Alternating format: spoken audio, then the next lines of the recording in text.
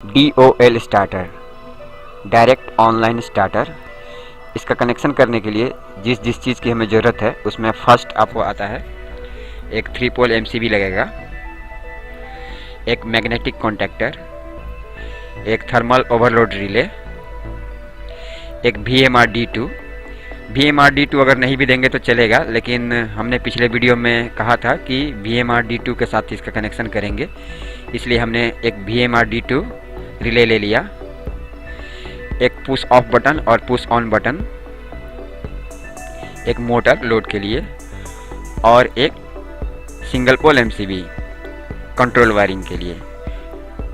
इतने सारे चीज़ों की हमें ज़रूरत पड़ेगी DOL स्टार्टर का कनेक्शन करने के लिए।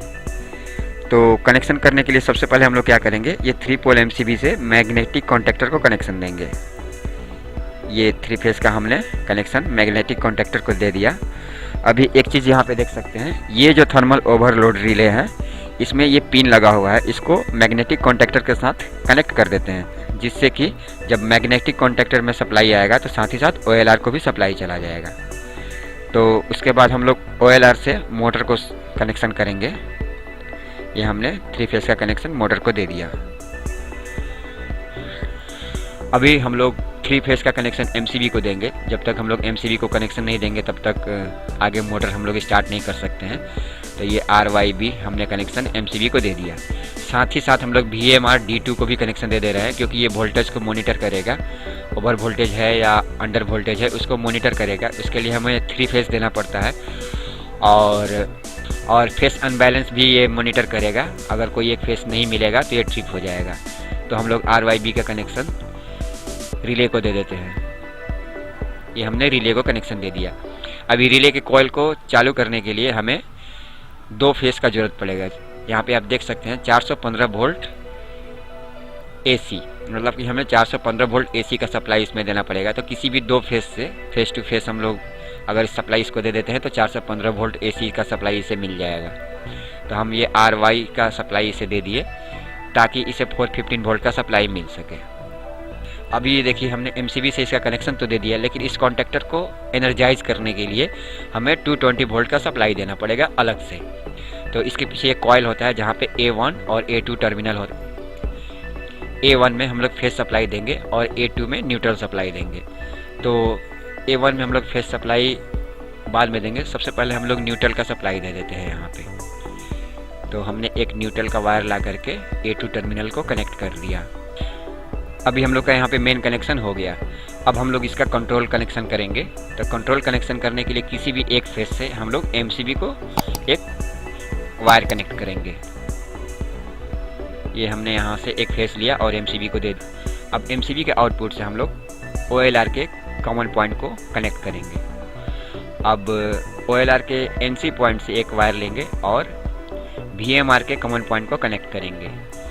अब VMR के NC पॉइंट से एक वायर लेंगे और NC पुश बटन के एक पॉइंट को कनेक्ट करेंगे और NC पुश बटन के दूसरे पॉइंट से NO पुश बटन के एक पॉइंट को कनेक्ट करेंगे। NO पुश बटन के दूसरे पॉइंट से हम लोग कॉन्टैक्टर के A1 टर्मिनल को कनेक्ट कर देंगे।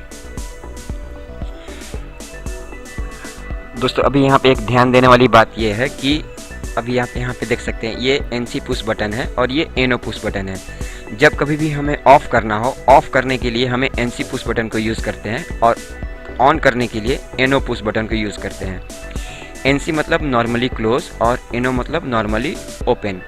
नॉर्मली क्लोज मतलब कि नॉर्मल अवस्था में हमेशा ये क्लोज पोजीशन में रहता है और NO मतलब नॉर्मली ओपन, मतलब कि नॉर्मल अवस्था में ये हमेशा ओपन रहता है। यहाँ पे देख सकते हैं ये कॉन्टैक्ट्स ओपन है।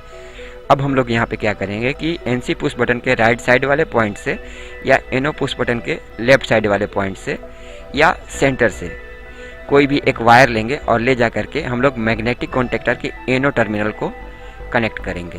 तो चलिए यहाँ से एक वायर लेते हैं।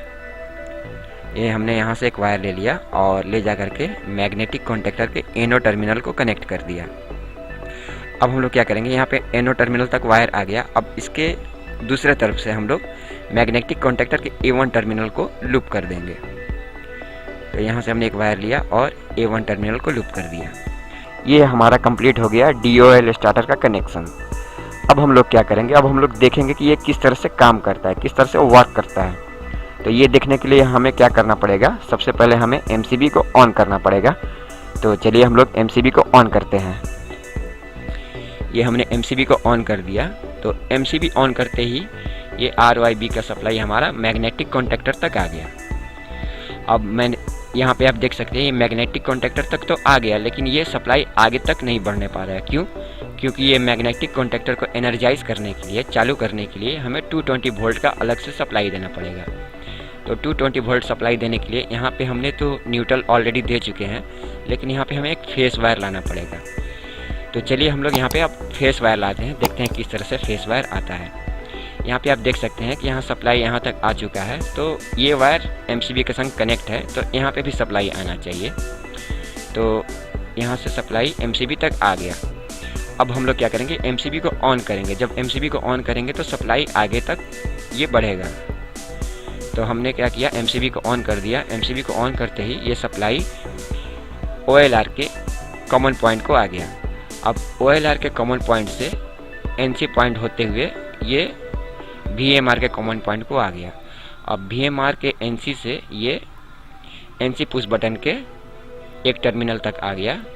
और चूंकि यहाँ पे कॉन्टैक्ट्स क्लोज है, तो ये इधर से होते हुए आपका NO पुश बटन के एक टर्मिनल तक आ गया। अब यहाँ पे आप देख सकते हैं यहाँ पे कॉन्टैक्ट ओपन है, इस कारण से ये सप्लाई आगे को अलाउ नहीं करने पा रहा है, ये सप्लाई आगे तक नहीं जाने पा रहा है। लेकिन ये वायर देख सकते हैं यहाँ पे जुड़ा हुआ है, चूँकि यहाँ पे सप्लाई है, तो इस वायर के थ्रू भी सप्लाई यहाँ तक आना चाहिए। तो ये देखिए ये सप्लाई इसके थ्रू आपका NO पुश बटन के मैग्नेटिक कॉन्टैक्टर के NO टर्मिनल तक आ गया। अब देख सकते हैं यहाँ पे कॉन्टैक्ट ओपन है, इसलिए ये सप्लाई आगे को नहीं जा रहा है। और यहाँ पे भी कॉन्टैक्ट्स ओपन है, इस कारण से ये सप्लाई आगे को नहीं जा रहा है। लेकिन हमें यहाँ तक सप्लाई लाना है, A1 टर्मिनल तक सप्लाई लाना है। तो यहाँ पे सप्लाई लाने के लिए हम क्या करेंगे, हम लोग ऑन पुश बटन को प्रेस करेंगे। तो चलिए प्रेस करते हैं। ये हमने प्रेस कर दिया। प्रेस करते ही ये कॉन्टैक्ट आकर के यहाँ पे जुड़ गया। अब कॉन्टैक्ट जुड़ते ही ये सप्लाई आगे बढ़ गया और बढ़ते ही ये A1 टर्मिनल तक चला गया। अब ये A1 टर्मिनल तक चला गया, यहाँ पे इसको 220 वोल्ट का सप्लाई मिल गया। न्यूट्रल तो पहले से ही है और यहाँ पे फेस भी आ गया, तो इसको 220 वोल्ट का सप्लाई मिल गया। तो 220 वोल्ट का सप्लाई मिलते ही ये एक्टिव हो गया और एक्टिव होते ही ये RYB का सप्लाई मोटर तक दे दिया और मोटर रन करने लगा। तो ये एक्टिव होते ही आप देख सकते हैं ये जो कॉन्टैक्ट है ये भी यहाँ पे आकर के जुड़ जाएगा। ये NO जो है वो NC में कन्वर्ट हो गया, आकर के यहाँ पे जुड़ गया। तो चूँकि ऑलरेडी यहाँ पे सप्लाई है, तो ये कॉन्टैक्ट यहाँ पे जुड़ते ही आगे की तरफ जाएगा और इस रास्ते से होते हुए A1 टर्मिनल तक चला गया और इस तरह से हमारा सर्किट कंप्लीट हो गया।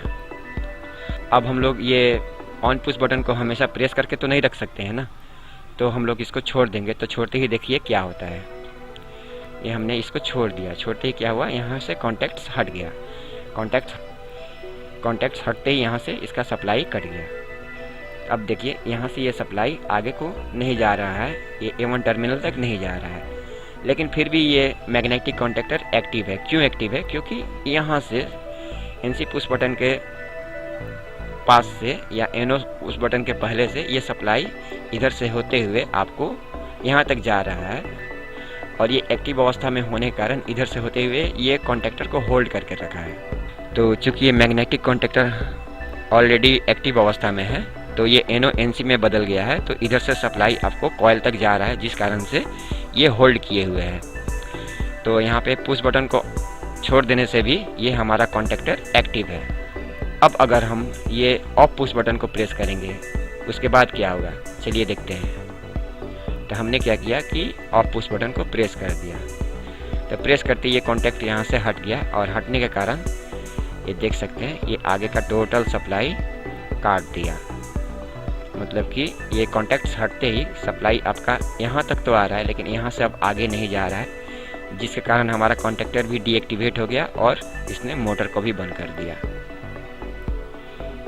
तो दोस्तों होप करता हूँ कि ये वीडियो आप लोग को पसंद आया होगा। तो दोस्तों अगर पसंद आया है तो एक लाइक करते हुए जाइए, और जो लोग नए हैं वो चैनल को सब्सक्राइब कर लें, क्योंकि हम लोग इसी प्रकार के वीडियोस आप लोग के सामने लाते रहते हैं। तो दोस्तों मिलते हैं फिर किसी अगले वीडियो में, तब तक के लिए नमस्कार।